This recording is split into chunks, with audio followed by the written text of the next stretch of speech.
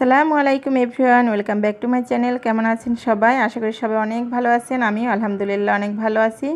আজকে একটি নতুন ব্লগ নিয়ে আসলাম আপনাদের মাঝে শেয়ার করব বলে। তো আজকের ব্লগটি আমি সকাল থেকেই শুরু করেছি। সকালের ব্রেকফাস্টে আমি খিচুড়ি বানিয়েছিলাম। তো এই খিচুড়িটি আমি কিভাবে তৈরি করেছি সেই রেসিপিটি আপনাদের মাঝে শেয়ার করব। তো সকালে আমি খিচুড়ির সাথে ভাজি বানিয়েছিলাম সিম এবং আলু দিয়ে। তো আমি এখানে কিভাবে রান্না করছি খিচুড়িটি সেটি আপনাদের মাঝে শেয়ার করব। তো একটি পাতিল চুলায় বসিয়ে দিলাম, এখানে পরিমাণ মতো তেল দিয়ে দিচ্ছি। তো আজকের এই ভিডিও যদি ভালো লাগে অবশ্যই একটি লাইক দিবেন, কমেন্ট করে জানাবেন আমার ভিডিও কেমন হয়েছে। এবং যারা আমার চ্যানেলে নতুন এখনও সাবস্ক্রাইব করেনি প্লিজ আমার চ্যানেলটি সাবস্ক্রাইব করুন, পাশে থাকা বেল আইকন প্রেস করে দিন, তাহলে নতুন নতুন ভিডিওর নোটিফিকেশন আপনারা পেয়ে যাবেন। আর যারা আমার চ্যানেল সাবস্ক্রাইব করেছেন তাদেরকে অসংখ্য অসংখ্য ধন্যবাদ। তো তেল গরম হয়ে গেছে, এর মধ্যে আমি গোটা মশলা দিয়ে দিচ্ছি দুটা তেজপাতা, তারপরে দিলাম দুই তিনটার মতো এলাচ, দিয়ে দিচ্ছি 2 টুকরা দারুচিনি, 3-4-5টার মতো দিয়ে দিচ্ছি লবঙ্গ, দিয়ে দিচ্ছি গোলমরিচ সাদা এবং কালো গোলমরিচ দিয়ে দিচ্ছি 5-6টার মতো। এটা এখন একটু ভেজে নিব।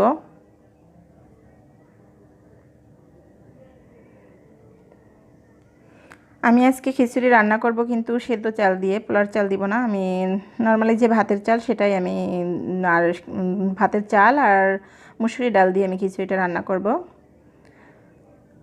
আর এই খিচুড়িটা আমার হাজব্যান্ডের অনেক পছন্দ, ভুনা খিচুড়িটা খুবই পছন্দ করে সে।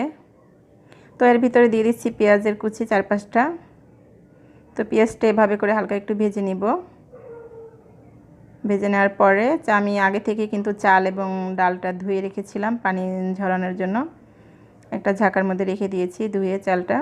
তো এখন চালটা দিয়ে দিচ্ছি, চাল এবং ডালটা দিয়ে দিচ্ছি, দিয়ে এটাও একটু ভালো করে ভেজে নিব।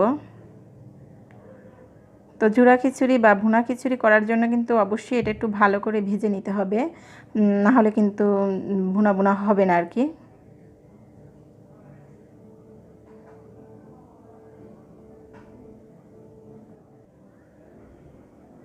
তো একটু ভালো করে ভেজে নিচ্ছি।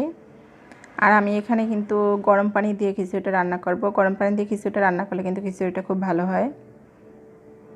তো এখন এর ভিতরে আমি 1 চা চামচ দিব শুকনো মরিচের গুঁড়া, দিব 1 চা চামচের মতো আদা রসুনের পেস্ট, তারপরে দিব 1/2 চামচ হলুদের গুঁড়া, তারপরে 1/2 টিস্পুন করে জিরা এবং ধনিয়ার গুঁড়া দিয়ে তারপরে এর মধ্যে সবজি দিয়ে দিচ্ছি। আপনারা চাইলে অন্যান্য সবজি দিতে পারেন। আমি এখানে গাজর দিয়েছি, তারপরে টমেটো দিয়েছি কয়েকটা ছোট ছোট গোল আলু।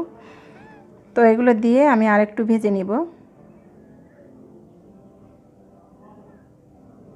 আপনারা চাইলে অন্যান্য সবজিও অ্যাড করতে পারেন, তাতে কিন্তু আরও ভালো লাগবে খেতে। আসলে খিচুড়ি রান্নাটা আসলে দেখানোর কিছুই নেই, অনেকেই পারেন। তবে যারা নতুন একদমই মানে খিচুড়ি রান্নাটা পারেন না, অনেকের আছে ঝুরা খিচুড়ি হয় না, মানে ভুনা খিচুড়ি হয় না, তাদের হয়তো বা খিচুড়িটা নরম হয়ে যায় এই আর কি। আর চাল যেরকম তার ডাবল পানিটা দিলেই কিন্তু খিচুড়িটা পারফেক্ট হবে।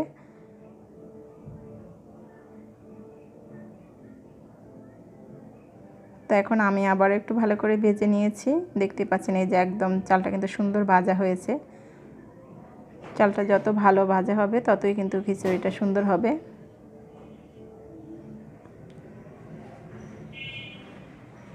তো এখন আমি গরম পানি অ্যাড করে দিচ্ছি। তো এখানে কিন্তু চাল ডাল মিলিয়ে হচ্ছে 3 পোয়ার মতো, 1 কেজি না পুরো। তো আমি তার ডাবল পানি দিয়েছি। এখন স্বাদ মতো লবণ দিয়ে দিচ্ছি, তারপরে 5-6টার মতো কাঁচামরিচ অ্যাড করে দিয়েছি, দিয়ে এখন ঢেকে আমি রান্না করব। আর নামানোর শেষ মুহূর্তে আপনারা গরম মশলার গুঁড়া অ্যাড করে দিবেন, তাহলে এর স্বাদটা কিন্তু আরও দ্বিগুণ বেড়ে যাবে। তো আমি ঢেকে এখন রান্না করব। সেদ্ধ না হওয়া পর্যন্ত এটা ঢেকে দিলাম। তো এই যে আমার চাল ডালটা কিন্তু পুরো সেদ্ধ হয়ে গেছে। এখন জালটা লো আঁচে রেখে এখন চুলায় কিছুক্ষণ রেখে দিলেই কিন্তু হয়ে যাবে।